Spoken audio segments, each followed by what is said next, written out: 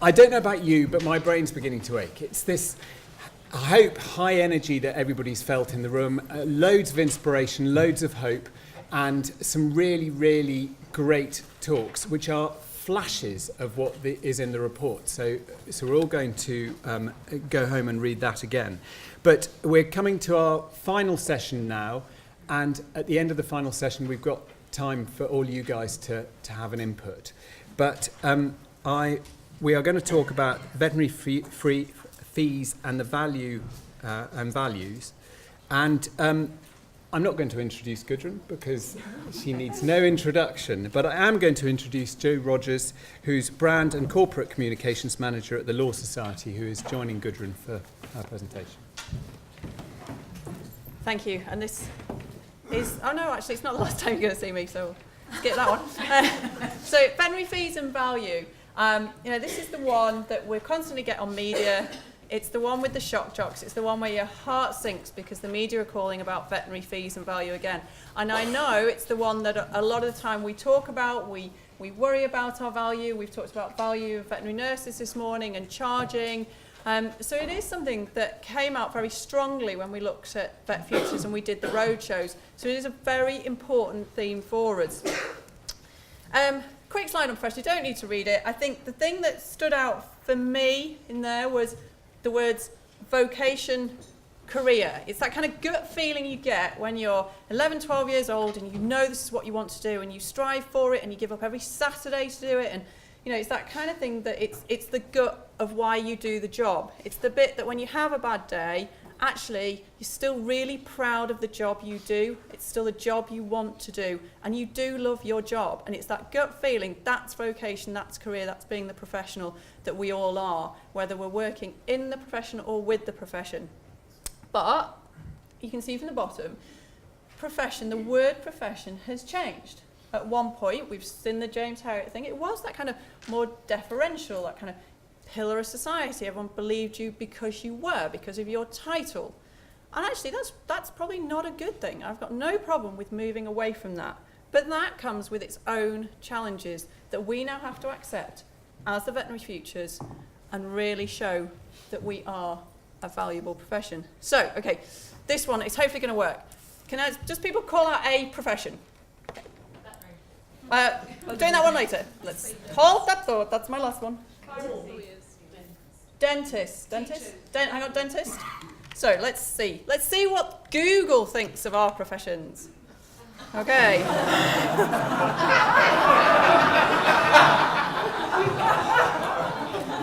I don't think I need to talk you through those. Okay. I'll give you another one. Teacher. Oh, teacher.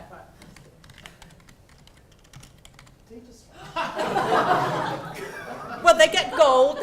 Let's focus on the positive. They are gold. Okay? Another one. Politicians. Oh, that actually wasn't in our prep, but let's put politicians. Okay,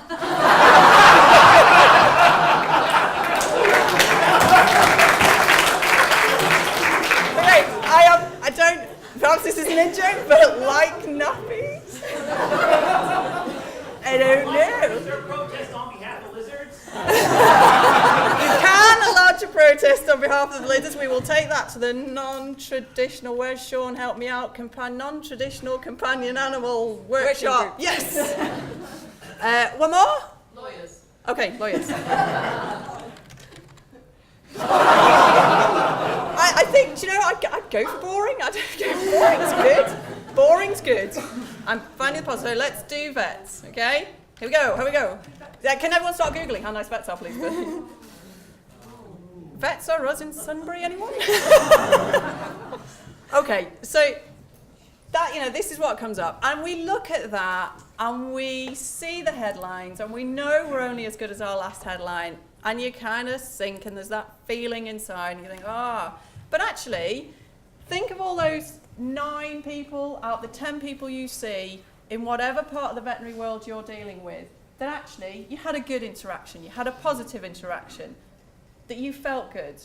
They might not have written on Google that vets are great. They might not have written that they're really good value. But did you not get a warm glow? And sometimes we need to remember that. It is it's really, we sometimes focus on this negativity, but they're the 1% that we see that are so angry that they write in. They're so angry that they're going to tweet. But they're doing about everyone else as well. Not every profession is awful. We've all been to a good dentist, we've all been to a good lawyer, we've all had a good teacher, and we all know an excellent politician. I do. I think they do a really good job. They've just had a bit of a blip. So let's not get hung up on about it. Professions are good. So public trust. So we worry, this is a constant worry for us. We beat ourselves up about it. But actually, a survey that we did, we're trusted. That's a 95% trust, that completely trust us or generally trust us. So they trust our training. They trust our knowledge. They trust us as a professional. That's really good. So remember that. That's something to celebrate. And we rate pretty highly, in other professions. I think that's good. So I think this is all positive. Sometimes we just forget it, okay? So this is our action for ourselves. Gives yourself a pat on the back. Thank yourself for being who you are. Okay, but this is the one we're going to talk about a little bit more today. So dog breaks leg, or we've heard from the lady dealing with fish. Fish are sick. What do? We go to a vet. We trust a vet. I'm talking big fish, population fish, like Simon had a picture of, not goldfish. They trust us to fix it. They trust us to be the vet. They trust our knowledge. But actually, do they value what we then do for them? And there's a difference between that. So the trust is our knowledge. The value is that satisfaction, that happiness feeling, not always associated with money. There's a balance with money, but 70% said there's value for money, and that's something we've got to work on, okay? That's something we need to deal with. So when I was looking at what is value, how do we get better at value, I, in Google, typed in lots of things looking at value in healthcare and value in service and value in working with people. And these are sort of the words that came up and how many times they came up. So actually, the money side isn't in there. And these are all things that I think most of us do, no matter what sphere we work in, whether that's direct with the client and the pet, whether that's in food production, whether that's in industry, in academia, in teaching. These are things we do. We have quality. I think we do care. I think we're an accountable profession.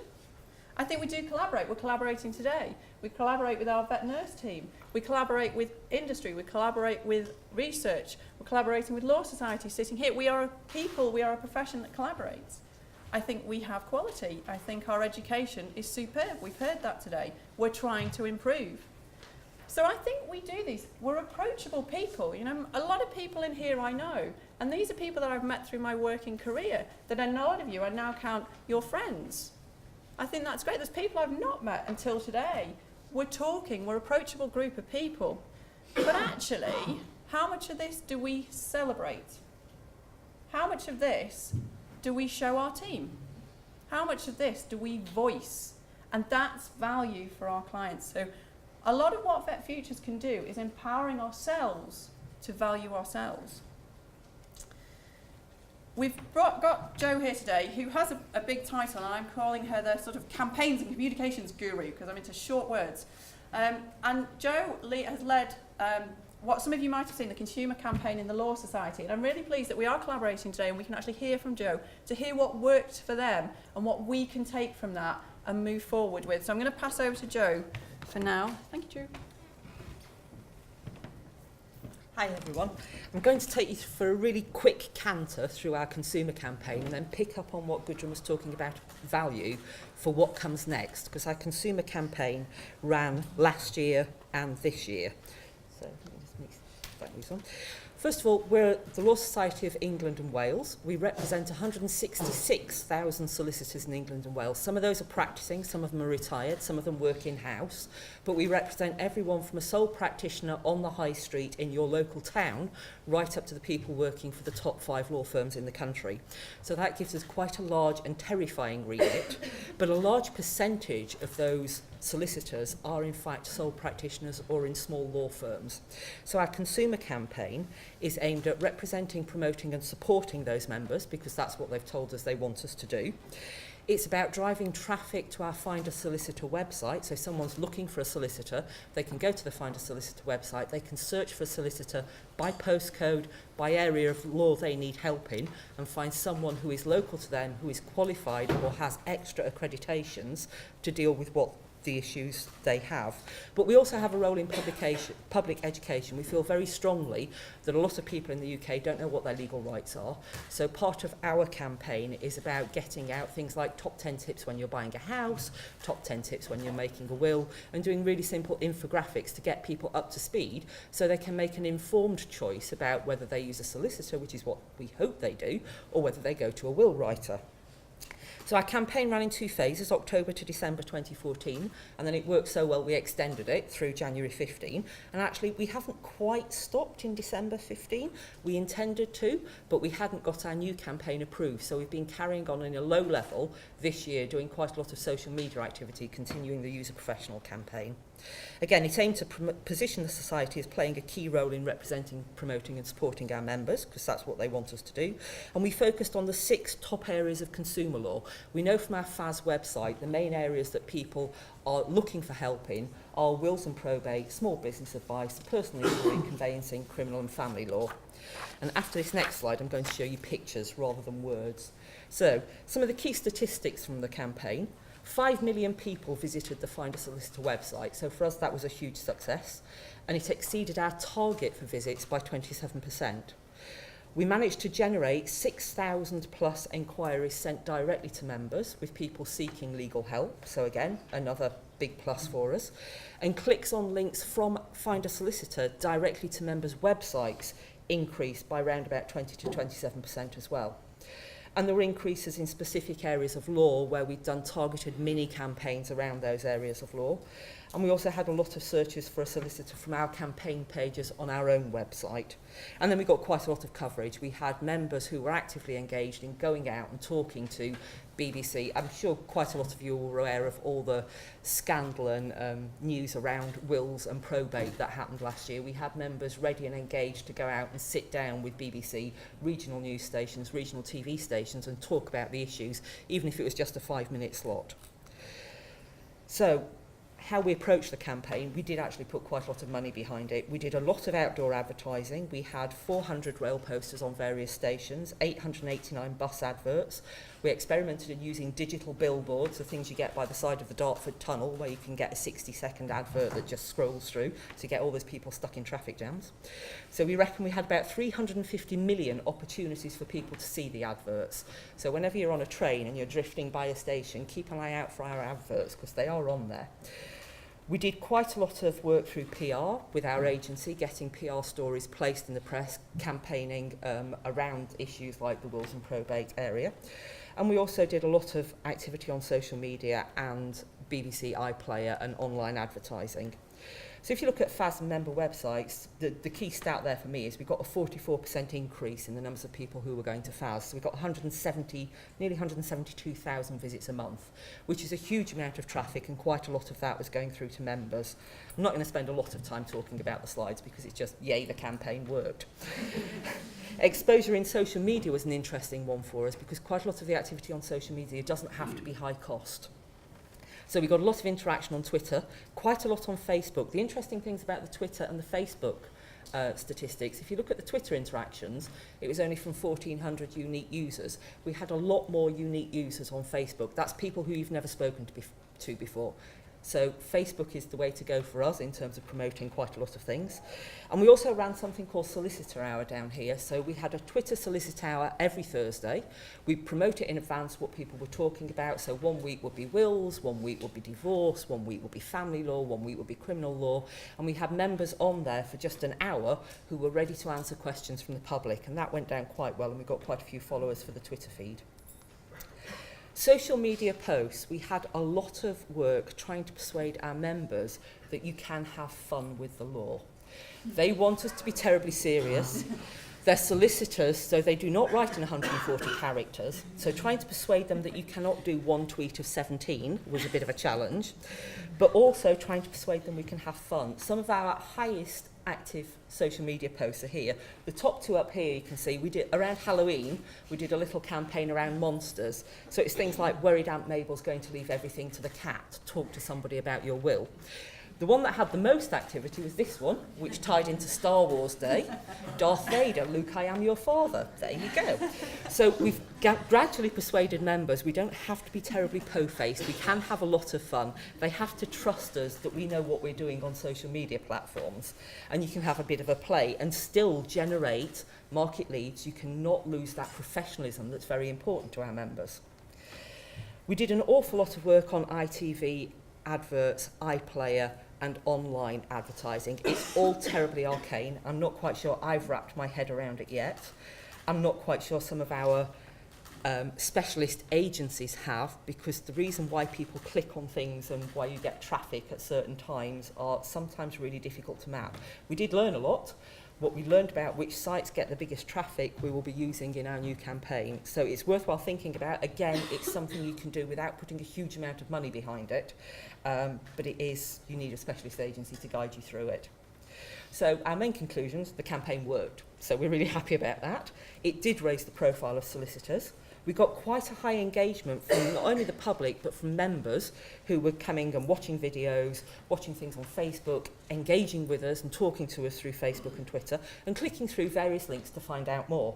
And they weren't just clicking through and then stopping a video after the first 2 seconds. We can actually track how long they were watching the videos, and they were watching videos that were 1 or 2 minutes long to the end, which is quite reassuring because you don't usually hold people's interest for that long. It very successfully increased the traffic to FAS and click-through to member websites.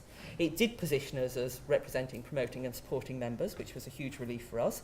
But we did get members involved as well. We had lots of members who were talking heads on videos, just talking about their top 10 or top 3 tips for making a will, getting a divorce, buying a house. And the solicitor hour was very successful. And we were actually asked to speak about how we managed engagement at that at a professional conference that looks at how you manage engagement. So what next? Well, last year, in August through to December, we did some research very similar to yours. We went out to members of the public, business commissioners of legal services, and our members and said, what does being a solicitor mean to you? What do members value? What do the public think about solicitors? Pretty much the same they think about vets, and rather unfortunately, solicitors are as much scum as lawyers are, unfortunately, in the public's appeal. So we talked to people about what was important to them. And then we took that research away and we worked through a couple of focus groups with our members. What the aim of that was to take all of this research and distill it down and look at what the solicitor brand values should be, because our campaign in future is going to be based around the solicitor brand, still tying into these areas of law, but linking back to our president's theme for next year, which is pride in the profession. So the values that came out that really spoke to people were that solicitors are experts in their field. Our members feel that very strongly, but the public do too. They may not like them much, but they think they're experts in their field. That they are client-focused. That's a bit of a difficult one. Members think they're client-focused. Business commissioners think solicitors are client-focused. The public, not so much. They think that lawyers are there to bamboozle them and take all their money, so that's a bit of an issue for us. Some people think solicitors are good value, some of them don't. A lot of people who have engaged with a solicitor think solicitors are good value. People who don't engage with solicitors because they don't need the distress purchase tend to think they're rip-off merchants. So there's a bit of getting that message across to people. The general perception from people who have engaged with solicitors is that they're honest and honourable. The members' perception, obviously, is that they're honest and honourable. But again, that's a bit of a challenging one when you look at some of the public perceptions. And that they are approachable and accessible. They do have a tendency to devolve into really complicated language at times, which we're trying to ease them out of. And we're talking to them about what good customer service looks like from a public perspective. So we're working with our agency to refine the messaging around all of those values and make sure they're incorporated.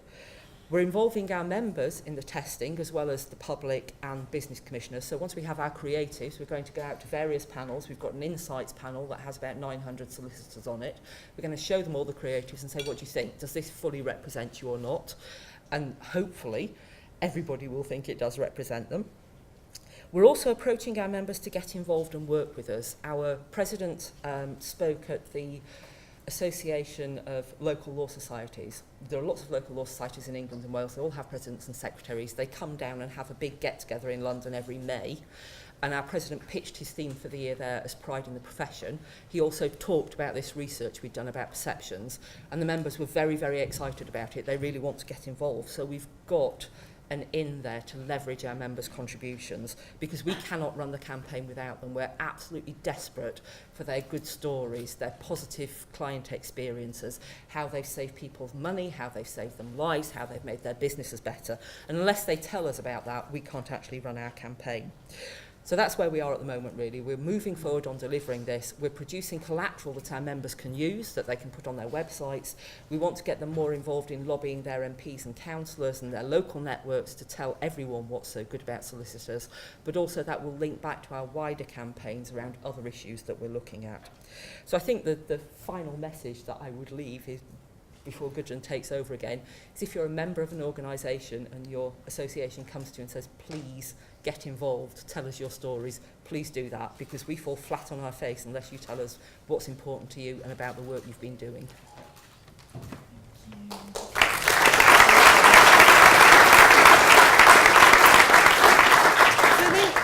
There's an awful lot actually in common of the value proposition that Joe's found, the value propositions that we found, how they've run their campaigns. I was talking to Joe, they've got 166,000 members, so we, as BVA and RCVS, can't run bus campaigns, short of the officers wearing billboards, which I'm not convinced about yet. We can't do that, but what we can do, and what we already have, is a lot of communication tools already out there, both for yourselves to use and for you to feed in. So these are all on either the Royal College's website or on our website, and these are things that we're doing already. As well as that, we were talking about media, and we do field an awful lot of media. We are constantly on various types of media, both proactively and reactively, to defend our position, to promote our value, to be proactive about that, as well as reacting when the negative stories come in. And I think, you know, as Joe just said, and that really chimed, he said you can't run a campaign without its members. So actually we need you to share with us. We need you to share your good news stories, because actually we are only as good as our last headline. And if our last headline is negative and that's what sticks in people's minds, it's really difficult to then overcome that. But if you have good news stories in your practice, put them on your Facebook, get them out on your Twitter. If you're doing something really exciting in the veterinary profession, whether that is academia, is research, you know, you're doing something that's really different, you're really promoting the value of what you do, shout about it, because actually that's what people resonate with. That's what the people who aren't angry enough to shout will see. And actually, the one thing I really, really want to finish on is our own personal value of what we do. I think value can be quite infectious. You know, we can start a new infectious disease by valuing ourselves and sharing that, because I think if we value what we do every day, that can be very infectious for the teams you work with, and that can be very infectious for the people that you work with, whether that's clients or colleagues. And how many times do we know all those things that were on the value word cloud, but do we ever have meetings actually with colleagues, with staff, to value ourselves and value the job that we do? So my one sort of heartfelt ask out there is, you know, value yourself, be proud of what we do as a profession, and let's make that infectious. And then as organisations, we can come together, promote our tools, promote our communications, but all working together with that inner sort of kind of satisfaction and happiness in what we do every day. And with that, I think we're done, Chris.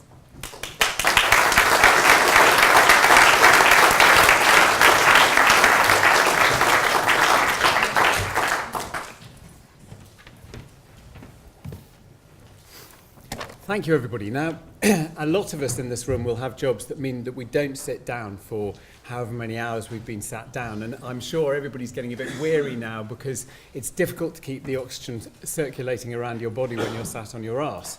But we've just had a huge whistle-stop tour through a few of these actions.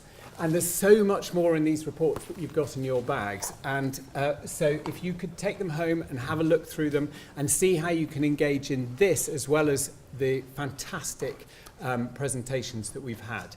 And before we sort of open out to the floor, can I just ask everybody to thank all of our speakers, everybody who's contributed.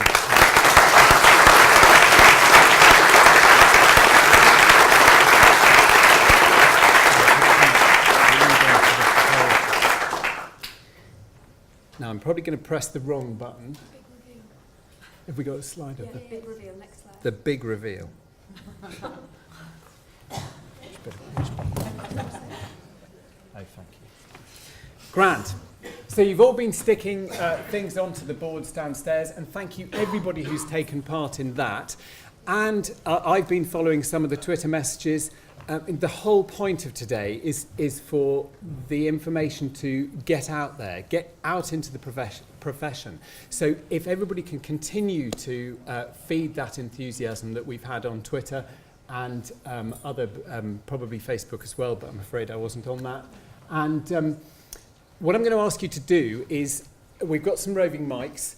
I'd like your contributions to be as snappy and exciting and as forward-thinking and as brilliant as we've had up on the stage. And so we're going to try and keep them brief. And we'll start with asking people who put one of these as their sort of top priorities. If you want to comment on why you put it up there as a top priority, that would be great. We've got one over there. Hi Chris, it actually follows on from Gudrun's piece, and all the way back to the beginning when Jess talked about imposter syndrome. Could we solve our value proposition with the Trojan horse by dealing with our imposter syndrome first? Which is why Mind Matters is at the top for me.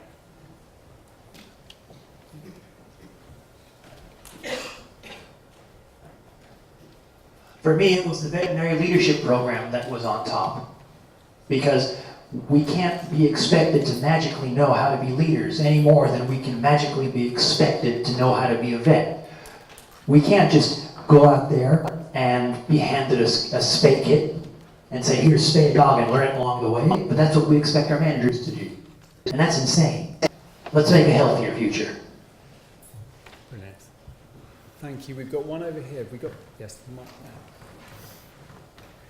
Thank you. I put the online careers hub, and I think from someone who stepped away from the traditional archetypal career path, I left clinical practice a number of years ago, but I certainly didn't leave the profession behind.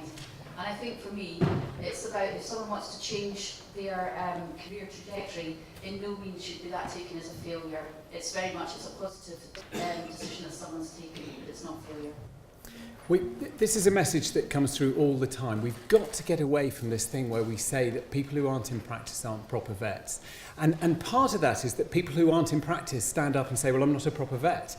And so actually valuing yourself in roles that aren't in practice is as important as to get the message out to society and the profession as anything else.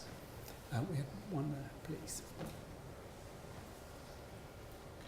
I just wanted to echo absolutely everything he said about the veterinary leadership programme, because that was my top one there as well. I think it is really important. I think it's something that needs very much to be encouraged in vet schools, and absolutely you can't just learn it on your own. It needs to be supported.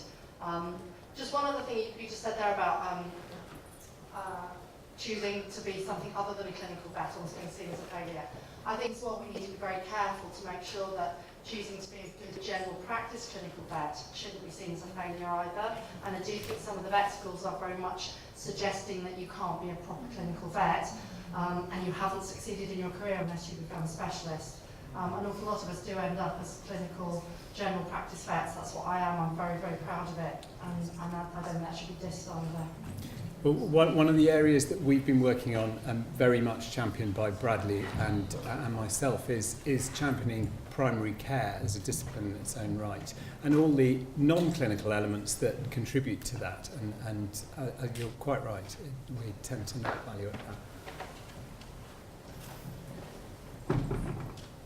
For me, it was VM Futures. I will confess to being on the panel, so obviously I have to put that. But actually, I thought it was really interesting, the question that Liz and Sam were asked at the end of their presentation, which was did they see it as incremental change or a paradigm shift? they were very clear that it's incremental change, but I did wonder how many of the veterinary profession view it potentially as a paradigm shift.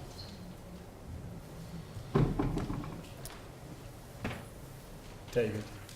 VN Futures was up here. I think it could have had a day on its own, but it was up here very much because it came out of Vet Futures that it should happen, and I just think it's fantastic the amount of work that's gone into that. It really is.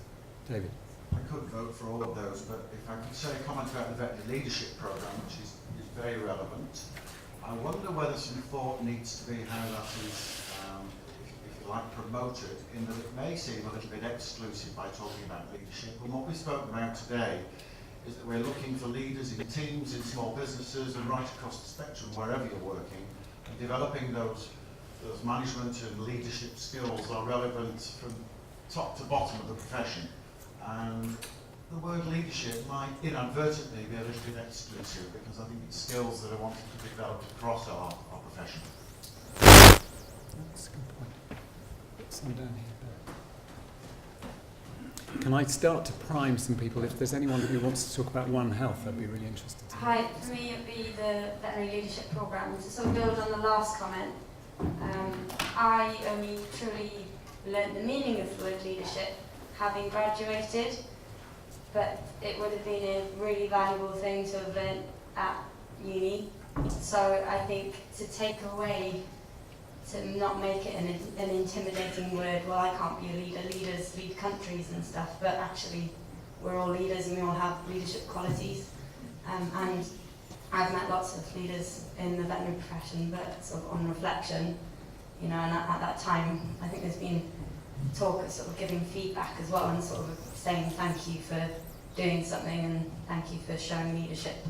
I think that could be built into the programme. Well, while we move on to the next people, we've got some hands over there. We were all shown on the action group, shown a very good TED talk on everyday leadership. I think if you search everyday leadership, it'll come up, won't it? And it was a brilliant example of what we mean by everyday leadership. And I think I think you're right, David. And I think leadership could put people off, but it is very much what it is. Hi, we started this day today to work together with me further, and I think being a student and an undergraduate working with medics, working with dentists, and interacting with lots of different courses just shows if you pool your resources and your knowledge, you can learn so much from each other and you can approach things in completely different ways. And that's what we're going to need if we're going to solve these issues effectively, which is going to affect all of us, which is why One Health was at the top of my list. Thank you. So we've got one down here. Sorry, Ben, yeah, crack on that. Do you want to? Just to pick up on David's point, I think when I read through the documentation, I think the documentation confuses leaders as a role with leadership being an action. If you talk about personal leadership rather than veterinary leadership, personal leadership is what the behaviours are that we're talking about here.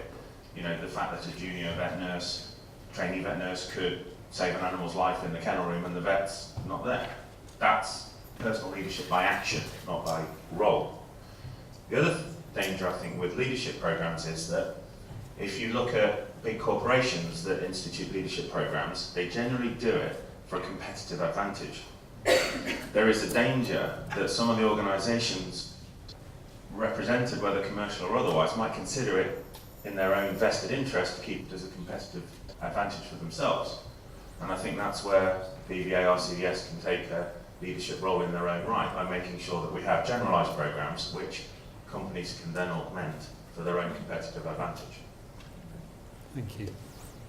Thanks. Yes, I'm Ruth DeVere and I'm here from World Animal Protection, and so I was unashamedly biased in selecting animal welfare related issues.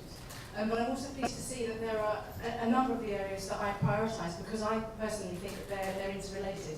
And so if you are focusing on an animal welfare strategy, and certainly from our perspective ensuring that that's well and truly embedded within veterinary education, that has a massive knock-on effect on, in my view, on recruitment and the kinds of admissions processes you go through to ensure that you are both recruiting and also developing compassionate staff, compassionate students with empathy built in.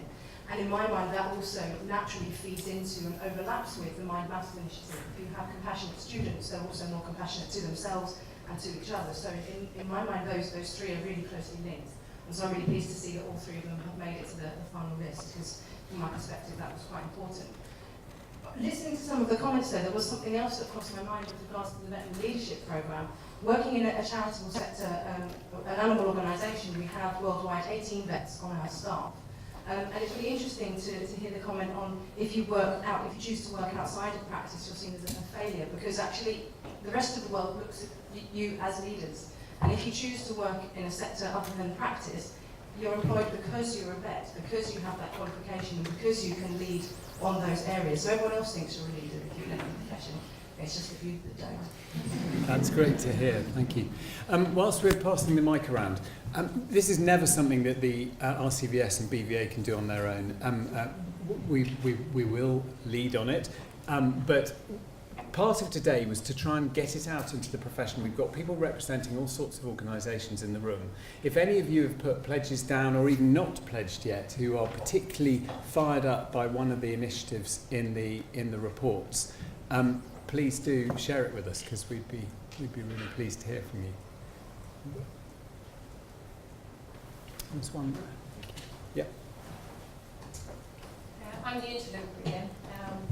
I'm not a vet, I'm a psychologist, but You're very welcome, by the way. Very You are proper people, even if you're not vets. You made me very welcome. Thank you very much. My interest is in vet wellbeing, which I suppose is why I'm interested to see the number one of my initiatives at the top.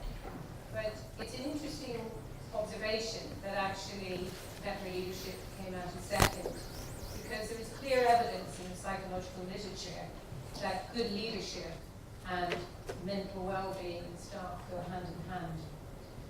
What is interesting, obviously, is that it works in two ways. First of all, if you have a bad leader, they can be a direct source of stress to you in work. So there are things like a bullying leader, for example. Clearly, that's going to have a direct impact on people's well-being. But what is also clear is that what managers do, what effective leaders do, is they help buffer the other sources of stress that the employees experience in the workplace. So things that you can't necessarily control, things like high workload, interactions with clients, the sting of those sources of stress can be radically reduced just by good leadership. Yeah. That's very important. One next door, and then we've got one over there. So, yeah, we'll go this way first, and then I think you wanted to make a point. Hi, thanks very much for giving me the opportunity to speak. I'm here kind of representing, I guess, the alternative student population. And for me, recruitment was kind of an interesting thing. The focus I've seen reading the Vet Futures report is very much on young people, which is as it should be. That's where the new population is coming from. But I did a bit of stalking. I noticed your own practice website claims that you didn't graduate until you were 30, exclamation mark. It was like, oh, that's so old. I'm 40 and I've got 2 more years to go. So what worries me is that, you know, there are a lot of advantages of bringing a couple of decades of life experience into being a new grad, which hopefully I will be in a couple of years. And I just hope that that's going to be incorporated in the review of the selection process, that us old folks aren't going to get left out of the mix. Well, I think if we need nothing else, we need diversity amongst the professions. So we need diversity amongst our undergraduates, obviously. And I hope when you get your own practice website, you'll put 2 exclamation marks after the fruit. Yeah, I think the most encouraging thing from that list is how they all interplay with each other. And it's just been said by my colleague here and a colleague at the front saying, you know, that there's different links between the different ones, but actually they all go together if you think about it. And my top 2 were the Mind Matters initiative and the animal welfare strategy, which I see very much as being 2 sides of a very similar coin in terms of welfare being about incorporating mental health, as I've said before. So yes, that goal of our own mental health, therefore benefiting the mental health of our patients and our clients, but then the One Health coordination comes in from that, and as you were just saying, the leadership, the careers hub, and the recruitment, it all feeds into the same thing. So that list is just like a beautiful illustration of how these things all interlink. Yep. Yeah, I think One Health hasn't had as much mention as maybe it should do. And I think one of the reasons for that is that a lot of people have an understanding of what the One Health concept is and why that's important, but they don't actually have the tools to do much about it. They sort of think this is a great idea and concept. And one of the reasons we're here today is to talk about the actions that we're actually going to take. And so leading on from that, I think the Online Careers Hub for me has been the highlight of what I think is an easy, concrete, well, not necessarily easy, but certainly a concrete action that can come out of these conversations to start to give people, first of all, the inspiration of exactly what they could do with their dream, and give them the tools to actually take that to the next level and to achieve that. So I think that's both number 3 and 4 for me were my top 2. We've got a point here. For me, One Health just hasn't yet been adopted by the professions in the right way. Until every single one of us, whatever we do in the professions, understands that we're part of it, I don't think it'll take off in the same way. And I think, I don't want to do Simon's meetings down, but I think there are lots of people who really understand the whole idea, and yet, as a profession, and lots of people out there don't. And I think it's possibly because we concentrate on antimicrobial resistance, all of these very important points, without actually just seeing the global point, really. We've got one there, and then... Just coming back to the point of the linking together of all these points, and the common denominator in all this is us as people and why we do what we do.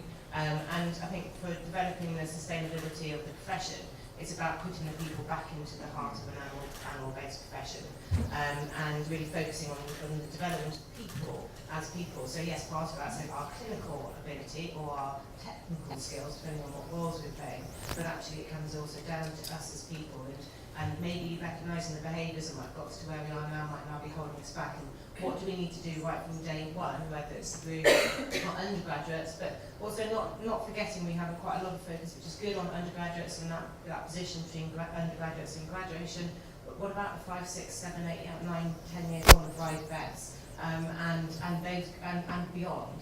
And so we need to be looking at a strategic approach, and it's very much a strategic approach to health and well-being and leadership all together.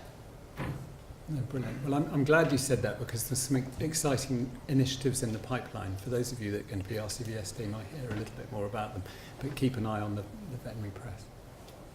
One over here. Yeah. Yes, thank you very much. I would support wholeheartedly what you say about One Health, and as a senior vice president of Veterinary Public Health Association, I can say One Health is actually veterinary public health. Whether we like it or not, in one way or another, we all contribute to One Health. We've got joint conferences, Veterinary Public Health Association, the Association of Government Veterinarians. And we had an excellent workshop in April this year in communicating benefits to wider society of our work. And we are wrong in communicating one thing. We should always start our communication, I'm talking about non-clinical vets, by saying, I am a vet and I work in a government, not but I don't work in a practice. And we intend to promote in such a way our work. Brilliant, thank you, and thank you very much for coming. While we're moving to the next person, I've got a list here of the things that were sort of lower down, like the Animal Welfare Research Hub was quite down near the bottom, and support for overseas graduates, consult on the representation of the profession. None of these, I know nobody was intending to belittle anything in the report, but it'd be interested for anybody who voted for those sort of things to speak as well. We've got a point here and then a point behind.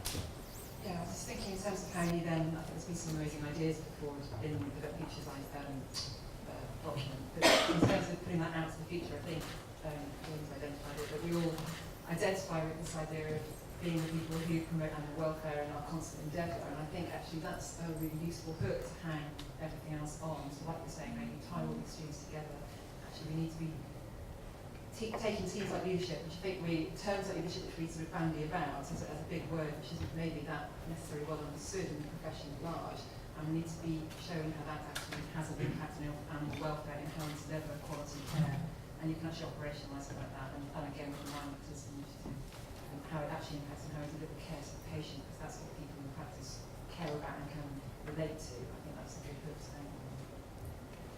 Thank you. Sorry, slightly off on a tangent in some ways, but interesting to talk about animal welfare strategy and everything. When James gave his talk, there were various things that you had, and the one down the bottom that, in terms of what prevented you from following, our above all constant endeavour to ensure the health and welfare of the animals under our care was nothing. And you didn't go all the way down to the nothing. And I actually think the nothing is really important because it's a constant endeavour. It doesn't actually mean we always have to achieve it.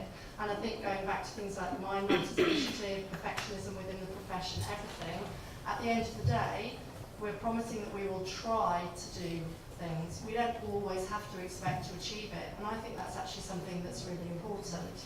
And sort of allow ourselves to say, we can do our best, we can try really hard. And I think it comes to all of those things. As long as we always try to do these things, then that's okay. Trying is good enough. Good enough is good enough. It doesn't have to be perfect, and you don't have to achieve it. Just trying is okay. Yeah. It's sort of preaching to the converted talking in this room, but that's one of my biggest concerns about particularly young graduates that feel that they're going to trip up and be pulled up on some mistake they've made as if they in front of the Royal College. As you say, it's your intention. It's the fact that you're out there living the standards, working so hard. No one's going to pull you up for that sort of thing, whatever mistake you make. We're all human. Yeah, I just wanted to make a comment about the One Health concept, and there's been a few comments already that maybe we don't have as good an understanding of One Health in the profession that we'd like to have. But I think that we are already exercising the One Health concept more in general practice than we realise.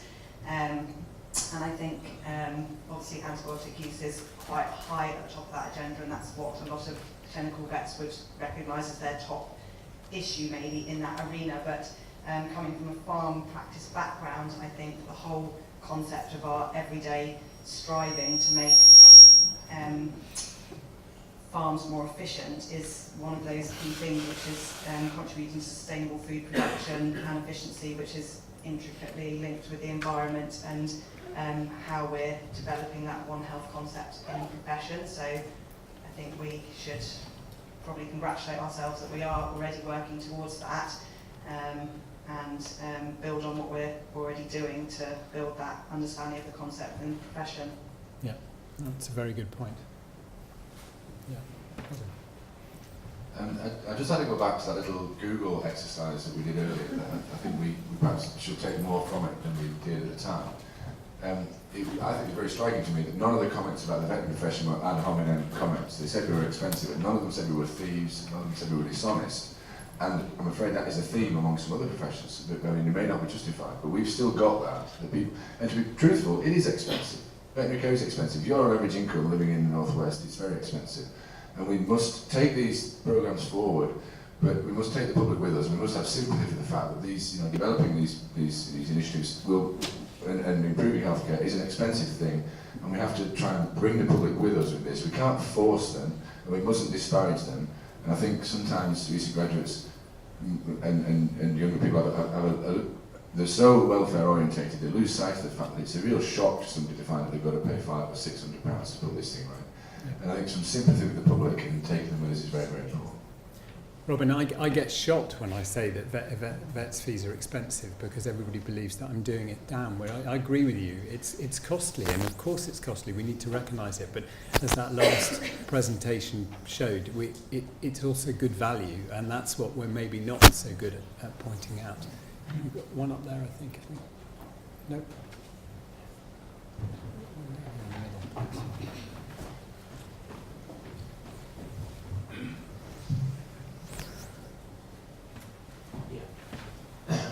Yeah, I don't. These are all highly commendable, and I think it's absolutely right that we should be discussing them. The only thing I think I think this room demonstrates the diversity we have within our profession. It's fantastic, you know, and the Career Hub allows that diversity to develop. My slight concern is that is it 85% are in general practice, I think, at the moment. 85% of us are in general practice. That will remain, and that's where the disillusionment sets in. It sets in where, you know, is it the 5 to 8 years qualified with massive dropout, and that's disillusionment. That is tragic, really, because it's not, a lot of that's not a career hub into something else related to veterinary. It's completely getting anything to do with animals, and that's a travesty, I find. If we can create the career structure, the career pathways, and actually allow financially rewarding as well as professionally rewarding career structures within general practice, whereas 85% of us are, we will not attract that diversity that we're so fortunate to attract at the moment. We do get the best, the absolute best students. You can see that when they come in to see practice from school, when they're doing EMS. So we have to ensure that what we create is financially viable, like it or not. That is what, I think Ned actually did mention something about it. The reality is, have we got a sustainable profession that will continue to attract that diversity of students that we're so lucky to get more? Yeah. We've got a comment at the back of the room. We've got a few more minutes left, but can I just ask everybody just have a little thought as to whether there's anything they think we've missed? Because if somebody has got something in the room that they think we've missed, I'd love to hear it. It was a follow-on comment from the gentleman just there about the viability financially. Steph, myself and various others were at the final year symposium that Spiv's run at the weekend. I'm really feeling the time of day at the moment. I have to be honest, having spent the weekend with them. But one of the things that came up in conversation over dinner, at least a couple of times for me personally, was next year's cohort of vet, the year of 2017, will be the first year to graduate with full fees.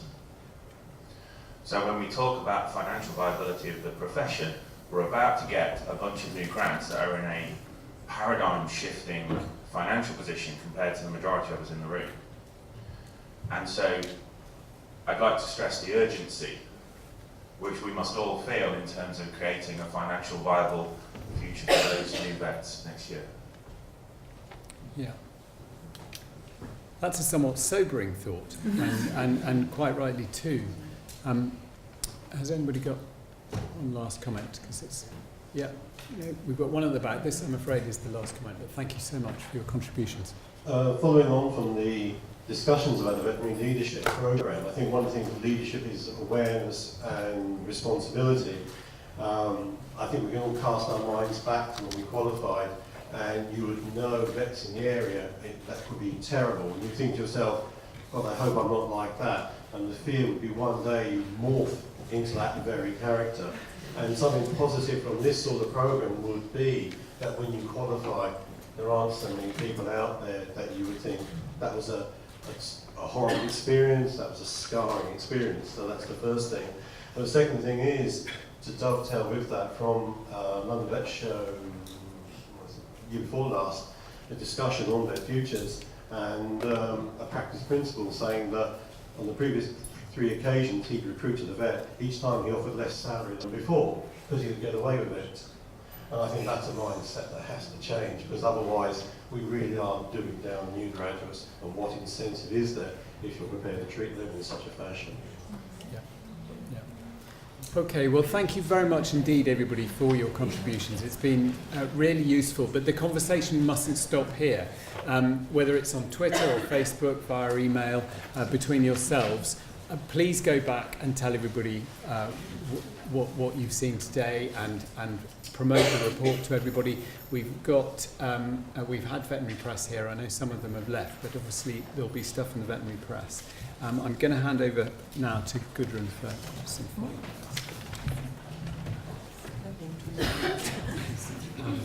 No water.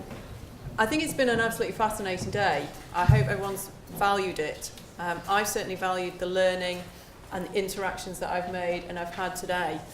Just this morning, I've been aware of the initiative, but just this morning I got more information on an initiative alongside with Vet Futures that Scotland are doing of developing the veterinary delivery landscape in Scotland, and they've got 4 themes running, all of which fits with this, and they're forging ahead for the sort of unique landscape that they have, and that's their sort of push forward. And I know Sheila's here who's been spearheading it, and those are the kind of things that, you know, are really going to make a difference and really going to make the future of our profession. But it is over to you, so I hope you feel as everybody who's been on the team and on the action group feel about this on the Vet Futures and the Vet Nursing Futures report. It's so positive, but it needs that positivity from everybody. It needs everybody to get behind it. So if you are feeling galvanised, if you can do something, support us on social media, talk with college, pledge to do things, because with everybody here in this room, we really can make a difference as we started, both for ourselves, for our future, and for the future generations. So it's just really to thank you all for coming. We value your time for being here. I hope you value what you've had today.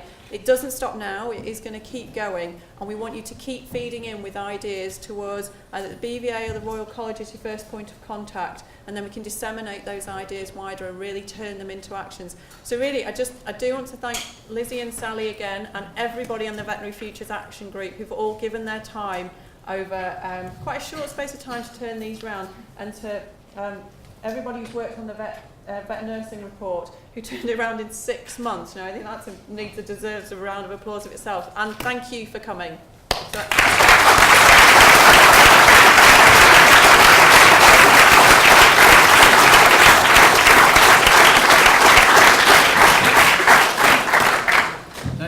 Just before we, sorry, you got. No. We're going to keep in touch with everybody via the website, the veterinary media, obviously social media. The timings in the report will inevitably, some of them, be affected by Brexit, because we have got various things that we're going to be busy with. So don't beat anybody up over the timings, but certainly drive everything forward. It's your report, it's for you guys and others, lots of others, to get engaged with. We're going to keep the whole thing alive by getting everybody together every few years. So watch this space. There will be more of these kinds of events in the future so that we can keep everything going. We've got the next 5 years in our report until 2020 in the VN report. And so we certainly will be keeping this project alive. Finally, before we leave, I know that Stuart had to leave us, but Stephen would like to say a few words on behalf of the RVC. If I could just say something on behalf of the RVC, but also perhaps say something personal also. I'd just like to say on behalf of the RVC community what a privilege and a pleasure it has been to host this, what I think is a really important historic meeting today. I have quite a complex professional identity because over my career I've been passionate about working in a veterinary research laboratory. I've been passionate about my 3 stints in first opinion practice. I've been passionate about my time as a clinical specialist, and I've been passionate about my time as a veterinary educator and a specialist in that area. And I've mourned at times what I lost when I left general practice. I've mourned what I lost when my last postdoc left my basic science laboratory. I mourned what I lost when I could no longer sign the certificate saying that I still spent 50% of my time working in equine surgery, having spent 13 years qualifying as an equine surgeon. But I've had those passions, and I still have a passion, like all you do collectively, about the future of this wonderful, wonderful profession. So I felt very privileged to be here today. I mean, as we've said, this site has seen a historic day with the opening of this school and the beginning of the education of veterinary surgeons in this country. I fervently believe, as we've come together today, because one of the things that saddened me in the past has been the way in which we've sometimes, from our different bunkers almost, blamed the vet schools for taking the wrong students, blamed the profession for not modelling the right sort of behaviours and role, blamed the RCVS, blamed the BVA, and not worked enough together. And I firmly believe that in coming together today from all our different areas, with all our different takes on the profession, that this is another historic day on this site as we move the profession forward. So I felt privileged to be here, and you've all been very welcome to be here, and thank you for this opportunity to contribute on behalf of the college.